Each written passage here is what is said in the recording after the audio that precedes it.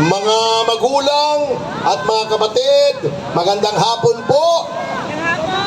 Salamat sa iyong pagpapakilala na matagal na po tayong lumalaban sa katiwalian, sa anomalya, sa pagnanakaw, at nais ko pong sabihin sa inyo na sa aking paglaban, kahit kailan ay hindi po ko naging mag-isa, sapagkat bukod kay Congressman Jing Paras, nasaan si Jing? Nag-CR yata? Nag-CR, oo. Medyo, ang tawag ay hindi na niya maaaring i-ignore ang tawag ng kalikasan. Kasama ko rin, syempre, si Congressman Defensor, lahat ng narito. At syempre po, hindi po natakot, hindi umurong, hindi umatras, palaging pasulong ang mga opisyal at mga miyembro ng Citizens Crime Watch, mga kasama. Narito po sila mula sa iba't ibang mga lalawigan, ay dumayo pa po sila rito. May Laguna, may Batangas, tayo nga yung mga miyembro ng Citizens Crime Watch. At kumaway po kayo sa ating mga kapwa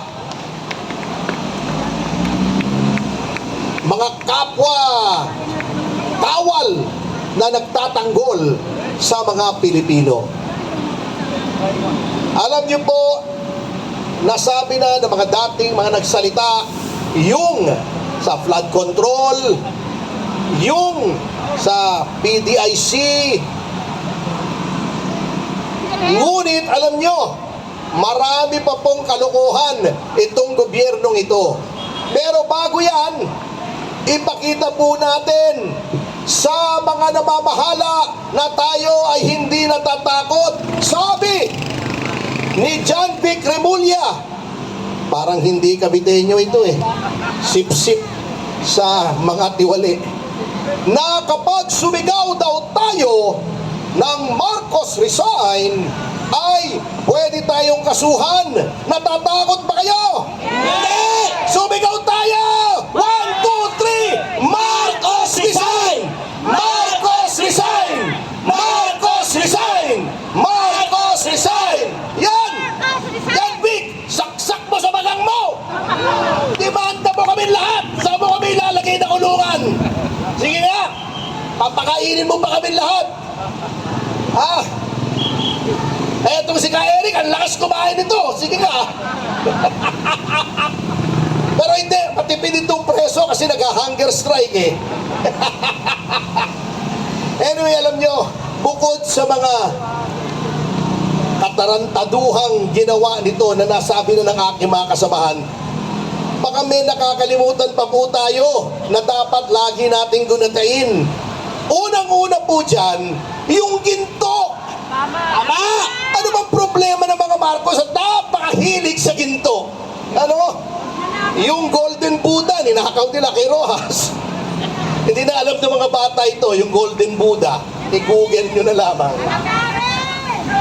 Bago meron pang Yamashita Gold daw. Metaliano Gold.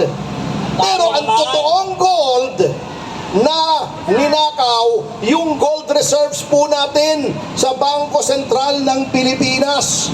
Alam nyo po ba, noong panahon ng pandemya at yung mga sumusunod na taon, na ang lahat hindi lang halos lahat ng Bangko Sentral ng lahat ng bansa ay nagho-hoard, nagtatago, nag-iipon ng ginto. Alam nyo ba ang pinagbebenta ng pamahalang ito? Ang ginto ng Bangko Sentral ng Pilipinas, 27 tons, 27 tonelada, mahigit kumulang ang ibinenta. Bakit daw ibinenta? Na nangatuwiran pa. Kasi daw, maganda ang presyo noon. Tutubo ang pamahalaan kung magbebenta ng ginto. Ang masasabi ko sa kanila, ikwento nyo sa pagong. Kasi Nung binenta nila, yung presyo, tingnan nyo, huwag kayong maniwala sa akin, baka binobola ko kayo eh. I-fact check nyo sa internet. Yung presyo ng pinagbentahan nila, tumaas ang presyo ng ginto. Hindi bumababa. Ginto yan eh. That's the best, that's the safest investment. Alam nyo ba kung magkano ang nalugi sa gobyerno dahil nagbenta sila ng ginto? Mga 2-3 taong nakaraan. Kontra sa presyo ngayon, nalugi ang ating gobyerno ng 200 bilyon. 200 bilyong piso. Alam nyo, hindi ako naniniwala na maling diskarte yan eh. Knowing this government, may kumita dyan. Hindi gagalaw itong gobyernong ito nang walang kita. Kaya nga sinasabi nila, ang malaking achievement daw ni Ginoong Marcos is that he is very big on peace and order. Alam niyo ba yan, kasama Jing? Malakas daw sa ang si Marcos Jr. daw ay very big on peace and order. Kasi pag may proyekto, sasabihin niya, I want a big piece of this, I want a big piece of that. That's an order. Kaya peace and order. Ito pa ang isang malaking kalokohan. Alam nyo, yung Maharlika Fund, Maharlika pa talagang ang pangalan eh. Halatang halata. Alam niyo po, may mga bansang may sovereign fund. Dubai, UAE, Abu Dhabi, China. Ngunit, etong sovereign fund, yan po ay kapag labis-labis po ang kita ng isang pamahalaan. Yung surplus na sinasabi nila, yung sobra, ini-invest para kumita. Sa tingin nyo ba ang Pilipinas may sobrang pondo? Paano pinulsa na? Okay, eto nakakatawa. Alam nyo ba mga sovereign funds? Huwag kayong maniwala rin sa akin, i-fact check nyo. Yung pinakamalaki po, sa isang Nordic country, trilyong dolyar. Yung sa Dubai, 100 bilyong dolyar. 600, 700 billion ang sovereign fund. Maganda pong pondo. Alam nyo ba kung magkano lamang ang sovereign fund natin sa US dollars? Nakakahiya partner, bariya. 2.26 billion dollars lang. Kulelat halos tayo sa sovereign fund. Anong ibig sabihin? Maliit kung sovereign fund, malaki kung sa kitahan. Because that is 100. Yung 2.26 billion dollars, malaki po yun sa pesos. Nakita na ba natin ang resulta niyan? Anong naging resulta niyang sovereign fund na yan?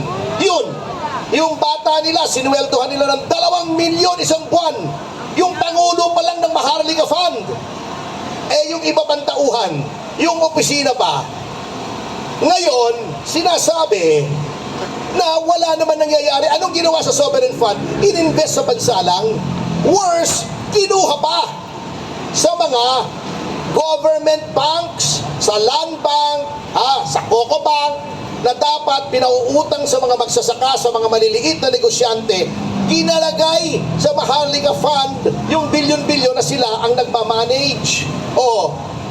Buti na nga, may mga pumiyok. Kukunin pa ba tayo sa SSS at sa GSIS? Akalain niyo yun, pati pensyon ng pribadong sektor at ng gobyerno, yung mga empleyado ng gobyerno, gustong pagpurakutin. Buti may pumiyok.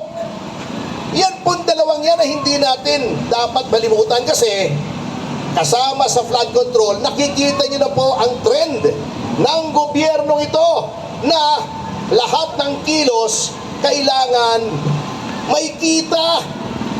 May kurakot, di ba? Grabe. Oo, kaya nga sabi, yung karamihan daw ng mga kongresista, mga kasamahan ni Jing at ni Mike, Eh, nag-iba na. Di ba si Gibo, naging Maltese. Di ba yung Maltese, aso yun? May aso akong Maltese eh. Alam nyo, nag-iba na daw ng nasyonalidad. Mga Canadian. Canadian. Tama! Ay, nako. Huwag na natin pong kalilimutan bukod sa flood control, lahat ng anomalya nandyan na. At yung ginagawa sa flood control, tama yung mga kasamahan namin, ay pinagtatakpan lang, niloloko lang tayo, minomoro-moro lang tayo. Yung ICI, wala yan! Tama! Meron ba namang independent commission? Laging buntot yung alter ego ng presidente, si Vince Dizon. Tama! Paano naging independent yan? Meron bang independent commission? Ang hihiram ng piskal sa DOJ? Niloloko lang tayo! Paano naging independent yan?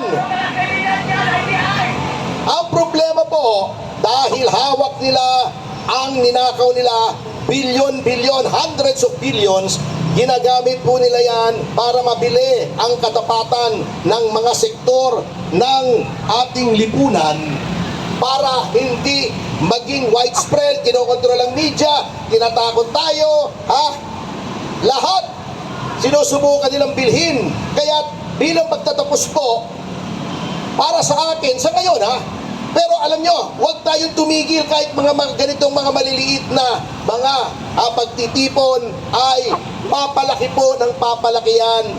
Hayaan nyo lang, magtiyaga lang tayong ipaliwanag sa ating mga kababayan ang nangyayari. Ngunit sa ngayon, ipasa Diyos na lang natin yan mga kasama. Nasaan ba si Victor? Victor,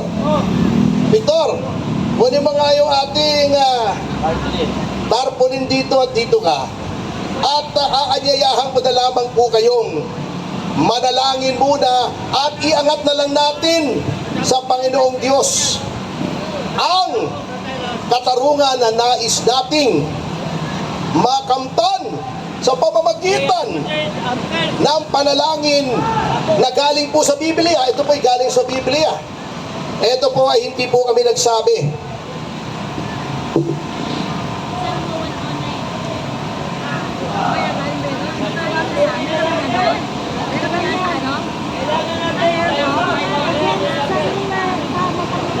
Ito po ay Salmo 109. Ito po ay panalangin ng isang inaapi sa Panginoong Diyos na siya ang magbigay ng hustisya. Ito po ang ating ipanalangin. Lahat tayo sabay-sabay, kada umaga, tanghali o gabi, kahit isang beses isang araw, ipanalangin po natin to. At ako'y nananalig na maririnig po ang ating panalangin. Ito po ang panalangin sa Salmo 109. O Diyos na aking pinapupurihan, dinggin ninyo ang aking panawagan. Dahil ako'y pinagbibintangan ng mga sinungaling at masamang tao, nagsasalita sila ng kasinungalingan laban sa akin. Sinisiraan nila ako at sinusugod ng walang dahilan. Kahit nakikipagkaibigan ako sa kanila, ay kinakalaban pa rin nila ako. Ngunit ipinapanalangin ko pa rin sila. Sa kabutihang ginagawa ko sa kanila, masama ang iginaganti nila. At sa aking pag-ibig, ibinabalik nila'y galit. Sinasabi nila, maghanap tayo ng masamang tao na kakalaban sa kanya at magsampa ng kaso sa hukuman laban sa kanya. At kapag hinatulan na siya, lumabas sana na siya ay may kasalanan at ituring din na kasalanan ang kanyang mga panalangin. Mamatay na sana siya agad! At ibigay na lang sa iba ang katungkulan niya. At nang maulila ang kanyang mga anak at mabiyuda ang kanyang asawa, maging palaboy sana at mamalimos ang kanyang mga anak at palayasin sila kahit na sa kanilang tinibang tahanan. Amen. Kunin sana ng kanyang pinagkakautangan ng kanyang mga ari-arian at agawin ng dayuhan ang kanyang pinaghirapan. Amen. Wala sanang maawa sa kanya at sa mga naulila niyang mga anak. kapag namatay na siya, mamatay sana ang kanyang mga angkan Amen. upang sila'y makalimutan na ng susunod na salinlahi.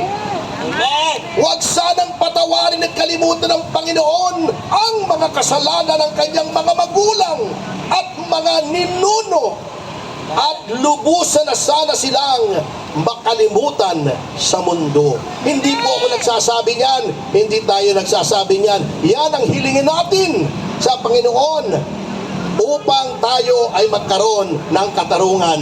Maraming salamat po. God bless the Philippines. Mabuhay po kayo at lahat ng ugat sa inyong katawan. Amen.